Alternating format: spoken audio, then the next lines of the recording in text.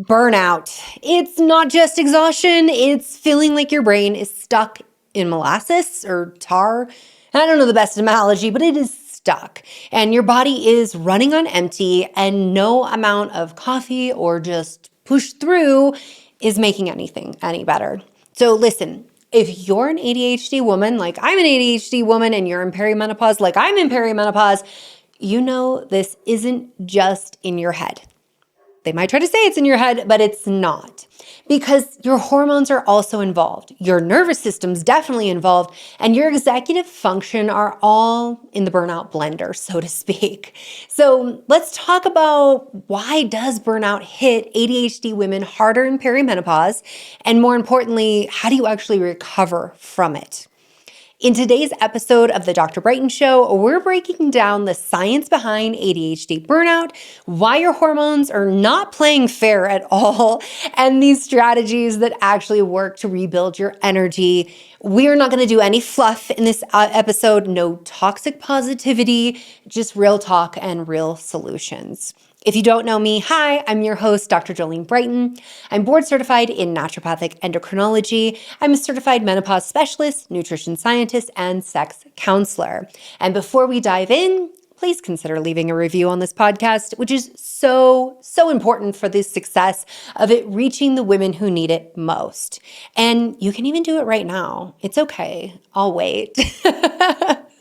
But seriously, if you like this information, I invite you to subscribe, also to visit my website, drbrighten.com, for more info that's just like this, talking about ADHD, talking about hormones, talking about perimenopause.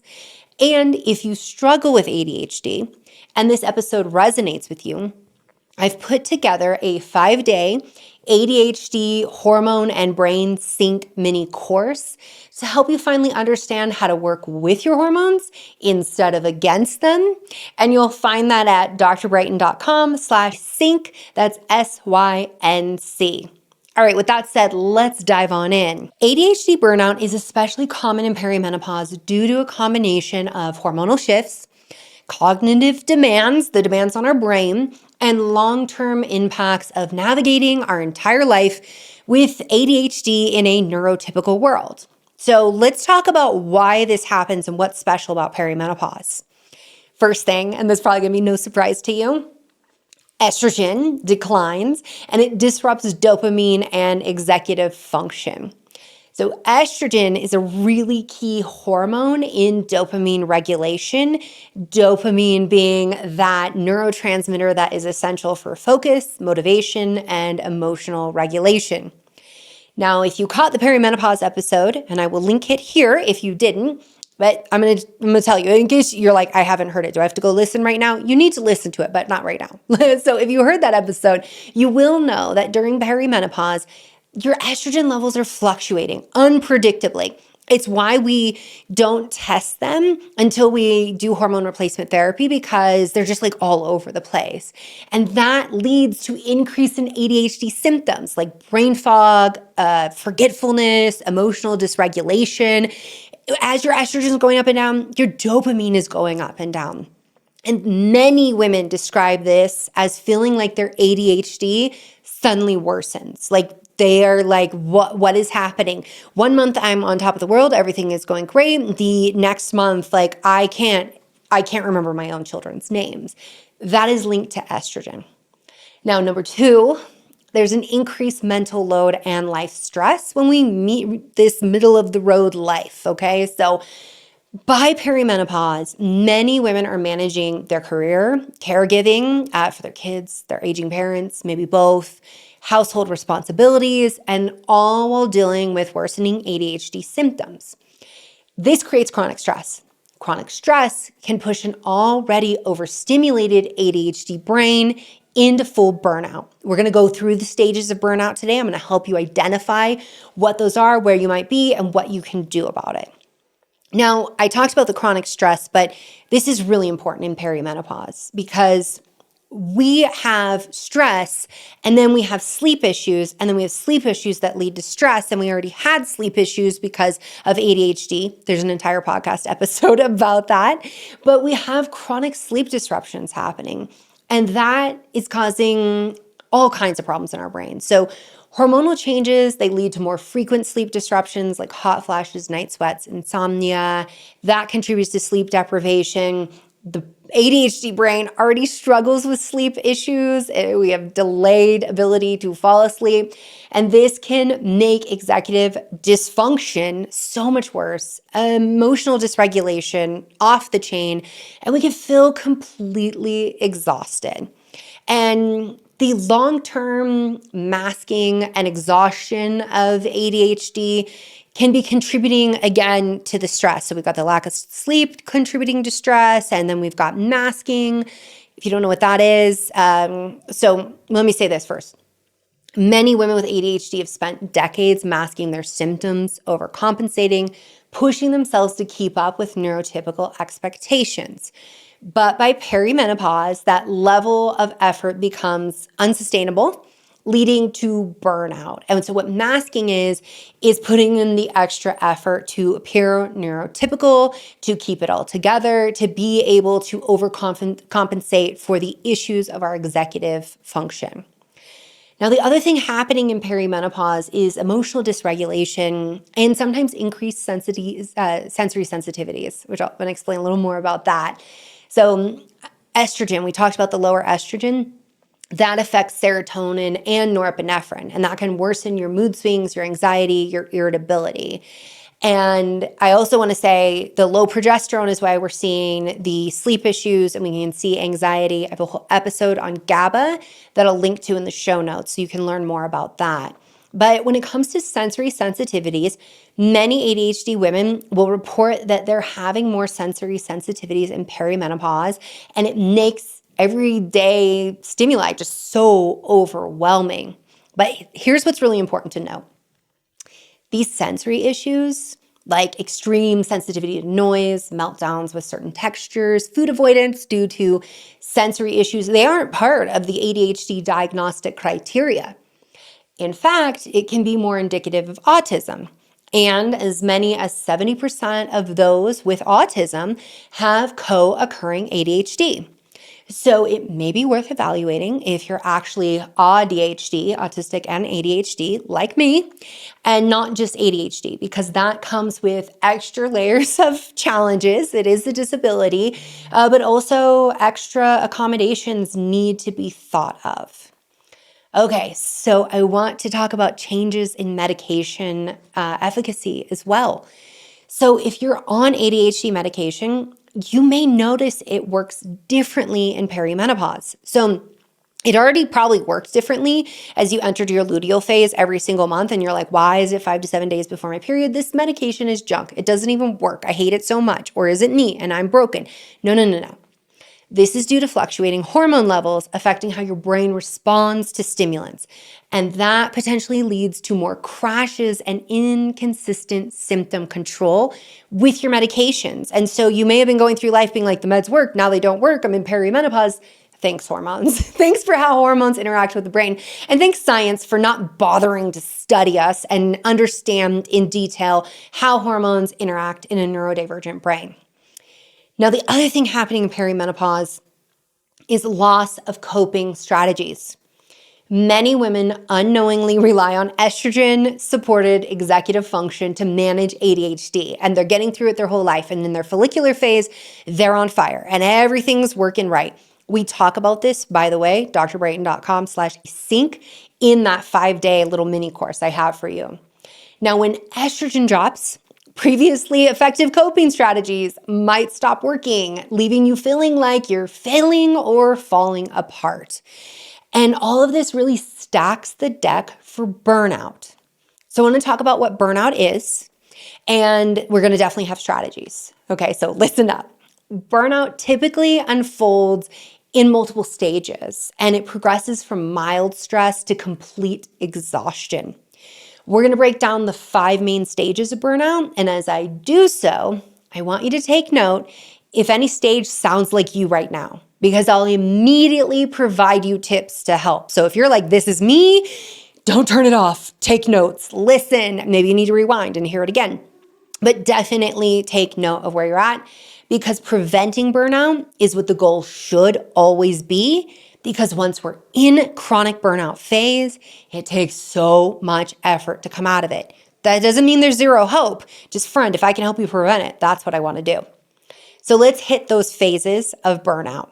Number one is the honeymoon phase. So phase one is honeymoon phase, where there's overcommitment and hyperfocus. I laugh because I keep trying to get into this phase lately. It often begins with really high energy, feeling enthusiastic, highly motivated. You're like, my dopamine is on fire. And this we see with like new jobs, new projects, caregiving roles, like we get really excited and we're all in. And so what happens in the ADHD brain is that you hyper focus on tasks and then you neglect rest and self-care. I'm definitely guilty of this. You can let me know in the comments if you do this as well. So the early warning signs look like mild stress, overworking, ignoring personal needs. I'm currently writing a book right now and I'm so excited and that's all I want to do. I don't want to eat. I don't want to sleep. I don't want to exercise. I don't want to see friends. I don't even want to pee. I'm so excited. I just want to do that. And I won't even want to go to sleep at night because I'm like, I have so many ideas and I just want to write.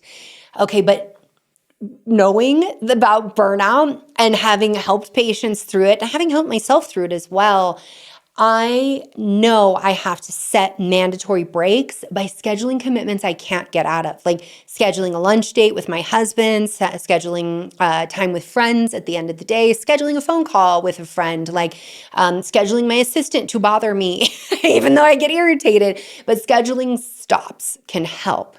Now, in this stage, it's hard to recognize you're in the early phase of burnout because you're so energized and motivated, but you're overextending yourself. So if this is where you're at right now, what can you do? Number one, set sustainable boundaries. We're so bad at boundaries with ADHD, but please do it. Establish realistic work and rest cycles and protect your time. Avoid taking on extra commitments just because you feel capable in the moment. If you are in your follicular phase, so your period is like ending and you're ramping up towards ovulation, you are so susceptible to overcommitting. So just recognize if you're there right now, and we talk about this in that ADHD sync course I have for you, like don't do it, friend. Like just wait till your luteal phase and see how you feel. Action step number 2 I want you to consider is to use external reminders for self-care. It is so easy when you have ADHD to forget to pause, to schedule breaks, to eat, and to move in your day, like even just like getting up from your desk and moving. So use alarms and, you can set, like I said, you can set dates and, schedule things with friends and family and coworkers so it breaks up the day. If you can afford a personal trainer, getting one of those so that you ensure that you get movement, have those kinds of commitments in place so that you do take breaks. The third thing I would have you consider is to track energy levels. Pay attention to how much energy you're spending versus recovering. You can journal quick notes on your days when you feel exhausted so that you can see a pattern before total burnout creeps in. You can also use wearable technology. I wear an Oura Ring. It's super helpful because it will show me when I'm having high stress days versus getting restorative time in. And I can use that to track, like if I have consecutive days of like, it's just stress, even if it's feel good stress and there's no restorative time built into that, I'm definitely on my way to burnout. Phase 2 is the onset of stress, like irritability and overwhelm, and you're starting to feel it. So reality is setting in and stress is actually becoming noticeable. Small frustrations are building up. You may start procrastinating, missing deadlines, struggling with emotional regulation. So that can look like, freaking out in the car, having road rage, snapping at people. It can look like a lot of things that like media makes jokes about women and their PMS, but you're feeling this it's worse before your period, but you're feeling the shortness of your fuse a lot more often. Your energy is also fluctuating. So some days it feels manageable, others it feels like you're drowning. And when it comes to physical signs and symptoms, you could be having trouble sleeping, headaches, feeling a lot of tension in your muscles, and digestive issues as well. So in this second phase, you start feeling more easily frustrated, distracted, and having physical symptoms like fatigue. So you're starting to feel tired. What can we do? Okay, if you're nodding your head, you're like, this is me. This is where I'm at. First thing, let's start reducing sensory overload. Wear noise canceling headphones, sunglasses, soft clothing to start to lower the environmental stressors that can drain energy. When your brain is firing fine, you got your hormones working for you, you're feeling great, these sensory inputs are not perceived as stress. But when you feel like your nervous system is frayed, it can be a lot for it. The other thing I would consider is doing batch tasks for focus and efficiency. So instead of multitasking, which is like impossible in perimenopause, group similar tasks together. If you're going to answer emails, set a timer for 20 minutes. We answer emails in 20 minutes. We get out of there. This will help reduce cognitive switching, and that is less fatiguing for the brain. So, and I love it with ADHD, set timers so that it's like, let's just try it for 5 minutes instead of like, I have to do this and finish the whole inbox. I'm never going to finish my whole inbox. I'm committed to the 3,500,060 emails that are there. They live there. They're happy there. They're friends. Okay. The third thing I would say is practice good enough, like good enough thinking. If perfectionism is causing stress, then done is better than perfect is the mantra. You want to aim for like 80% completion instead of overworking.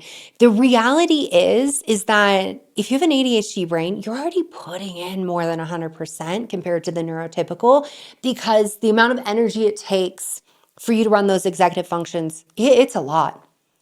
Now, the third phase is when chronic stress happens, and we've got exhaustion and avoidance. Stress becomes chronic, leading to fatigue, brain fog, withdrawal from responsibilities. We are overwhelmed. It makes executive function so hard. Tasks are piling up, and it leads to more avoidance. The emotional signs you might experience is that you have increased sensitivity, anxiety, you're feeling low self-worth. You might have rejection sensitivity dysphoria spiking, or RSD. We'll talk, let me explain that in a bit, but I want to finish just talking about this phase. You likely will start isolating, compensating with more work, or engage in numbing behaviors. So this is where doom scrolling, binge watching, overconsumption of caffeine, sugar, and rosé all day culture comes from. So in this phase, you are feeling mentally drained, you're procrastinating more, you're struggling with motivation, but then you're trying to pile on more work to try to get ahead, which is not working. If you're in this stage, you're like, I know, preach, I know. So what can you do? Okay, number one, prioritize deep rest, not just sleep. So you can try yoga breathing, meditation, just lying in a dark room to reset your nervous system, weighted blankets. You can do binaural beats, whatever it takes to start really soothing that nervous system. Use the 10-minute momentum strategy on hard tasks. If avoidance is setting in, commit to just 10 minutes of a task. And often just starting is the hardest part for ADHD. So like because even if we're in burnout, like life still has to go on. So just like 10 minutes to do the dishes and then I'm out. 10 minutes to do laundry and then I'm out. The other thing I'd recommend thinking about is say no without guilt. Oh, that's so hard. We're such people pleasers, especially when our hormones aren't there. When you don't have enough testosterone being like boundaries, it can be really hard. So if you're overscheduling, practice scripts for declining commitments. I'd love to, but I can't take on anything else right now. And that's it. No apologies, okay? All right, I want to talk about RSD, or what is rejection sensitive dysphoria, because I brought that up. So if you ever feel like a simple comment or a tiny bit of criticism hits way harder than it should, like someone says, hey, you missed a spot, and suddenly your brain spirals into, I'm terrible, they hate me, I'm a failure, that's RSD, which is rejection sensitive dysphoria. And if you have ADHD, there's a good chance you know this feeling really all too well. So RSD isn't just disliking rejection, it's experiencing it as an actual emotional pain. And sometimes it's so intense, it can feel unbearable, and it can show up in like some of the subtlest ways sometimes. Like it can show up where you're like, this person totally hates me, they're upset with me. And even though they're like, it wasn't even about you, they're not even thinking about you. The smallest critique can make you feel completely unworthy. You can get all up in your head. You can't fall asleep at night. You're just replaying how you're the worst person in the world. You replay awkward moments in your head for days. You can let me know if this is you too, because it's me.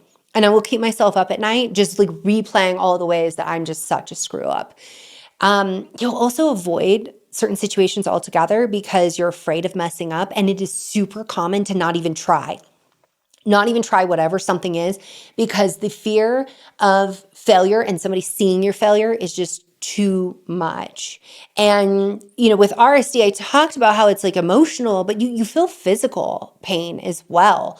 It's not just, so I should say, for ADHDers, RSD is not just emotional, it's also physical.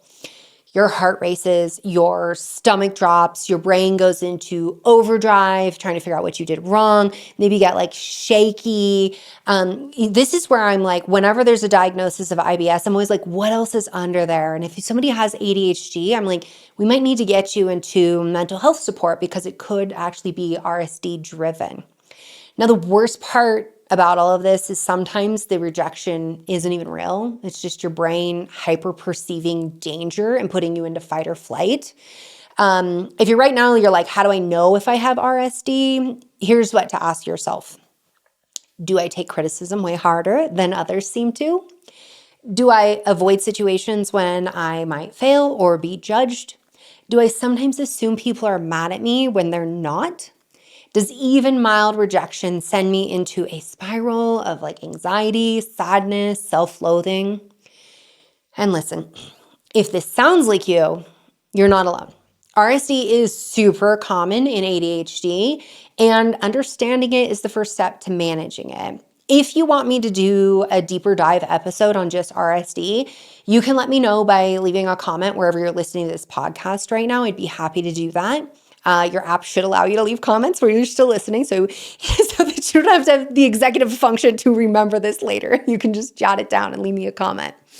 Okay, let's get back to the phases of burnout. So phase 4, we are in burnout. Mental, emotional, physical shutdown is upon us.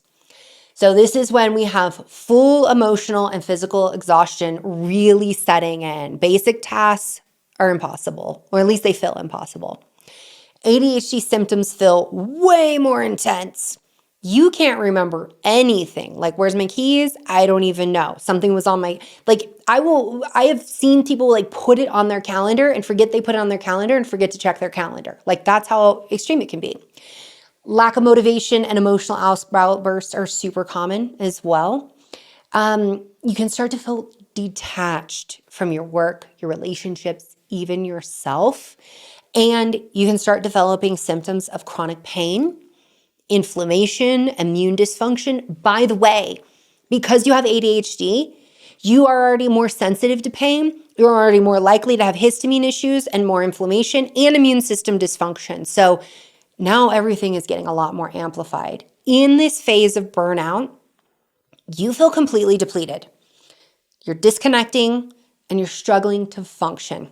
So what can we do if we're in this phase right now? First thing is drop non-essential responsibilities. Identify 1 to 2 things that you can pause, delegate, or simplify. Order groceries online instead of shopping in person. If you have to order takeout food, then you order takeout food and make it happen. If you can auto reply to emails in any way, fantastic. Let's do more of that. Anything you can automate and delegate, make that a priority for yourself. And then prioritize slow, low stimulation days. This is where like the Beastie Boys comes in. Slow and low, that is the tempo, but for real. Reduce social interaction, screen time, and just noise to help your brain recover. Literally get off social media. That's not great for your brain. And if you're like, no, but my job is social media, at least give yourself like 30 minutes to 60 minutes at the end of the night to just like let it unwind. Use dopamine boosting activities, so like gentle exercise, music, novelty of things, and creative hobbies that don't come with pressure to help restore your nervous system. It's okay to dopamine chase, but just make sure it's not something that's like making you spike and then, get really excited and then go into further burnout, because that can lead to the fifth stage, which is habitual burnout. And that's when long-term impact and recovery is a challenge. So burnout becomes the default state in this phase. We've got deep fatigue, no joy, and possibly depression going on. Physical health is deteriorating further. We can see adrenal dysfunction, specifically HPA dysregulation. Hormone imbalances like low progesterone are so much worse. So this is all amplifying your perimenopause journey. And recovery is going to be slow because even rest doesn't feel restorative. So I want to talk about the adrenals here. Since we are more susceptible to stress in perimenopause, and we need those adrenal glands because they produce a hormone called DHEA, which the body uses to make estrogen and testosterone, especially when the ovaries quit in menopause. So adrenal dysfunction in burnout, and I'm doing like air quotes because it's kind of the adrenals, but it's also the brain. I want to talk about what that looks like. I feel like functional medicine gets a lot wrong about ADHD, autism, about neurodivergent women in general. And I want to clear up some things about that. Why I say like they get things wrong, one thing that's coming to mind right now is how they'll be like, if you have ADHD, you need to do like this full elimination diet. And I'm like, hold up. The person with ADHD already has problems remembering to eat. They're more susceptible to eating disorders. They have food aversions as it is. They may gravitate to only certain foods. They have dopamine chasing habits where they might eat high sugar foods. Anyhow, what am I saying? ADHD is kind of like inherently you got food issues a bit, okay? I say that as somebody who also forgets to eat. And so I was just laughing because some people are like, how could you ever forget to eat? It's because I get so excited about what I'm doing. Anyhow, I think some of the worst things we can do is one size fits all protocols for people without helping people identify the different layers there are to ADHD, the different phases of burnout, and the way that our hormones come in, and how perimenopause isn't just like this static state. There's all kinds of changes happening there as well. So with that said, I want to get into this adrenal component, but I will also say before I go deeper into that, if you are in that stage 5 of burnout, there's non-negotiable. You got to meet with, and as I say that, I'm like, some ADHDers hate to be told what to do, but you need to consider what kind of mental health support it's going to be for you. Is it going to be a counselor? Is it going to be a therapist? Is it going to be a psychiatrist? But if you're in that level of burnout, you are deep in a well and you need somebody to throw the rope down and help you climb your way back up. And there's absolutely no shame in that.